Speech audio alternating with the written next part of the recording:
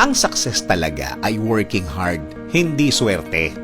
Narinig mo na ba ang word na gifted? Yun bang napakagaling? Napakagaling sa ginagawa niya. Nakala mo, ipinanganak na siya na ganun na siya kagaling. Kung titingnan mo, parang hindi na siya nagpa-practice. Parang wala na sa kanya. Parang wala na siyang effort. Talagang magaling. Pero alam mo ba kung paano siya naging magaling? Hindi totoo na magaling na agad siya. Hindi totoong effortless ang lahat. Actually, ma-effort yan. Ma-effort na ma-effort yan. Kung ganyan na siya kagaling, maraming oras ang kinuha sa kanya para maibigay lang sa gusto niya, sa hilig niya. Marami-raming mga tao, mga kaibigan o kaya pamilya niya ang sumama ang loob sa kanya para lang mapagbigyan ang gusto niya.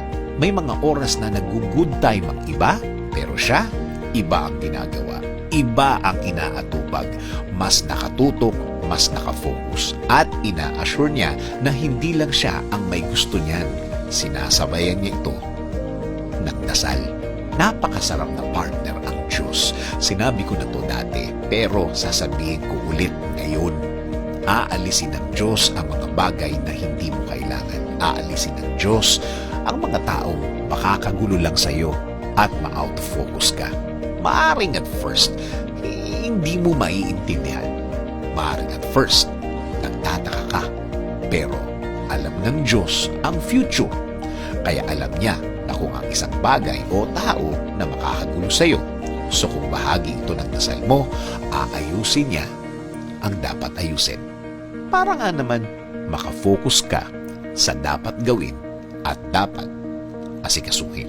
At maayos mo ang lahat ng dapat mong daanan para makuha mo ang gusto mo at ng Diyos para sa iyong buhay.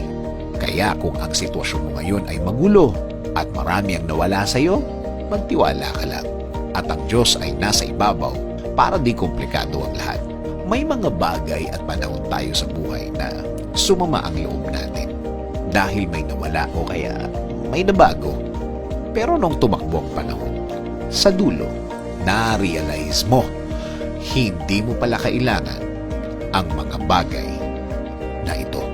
Napatango ka na lang at napasabi ka na lang ng, Lord, sorry, hindi ko alam na magiging maganda pala sa buhay ko ang nangyaring akala ko problema. Sabi nga sa 1 Peter 4:10, as each has received a gift, use it to serve one another as good stewards of God's varied grace.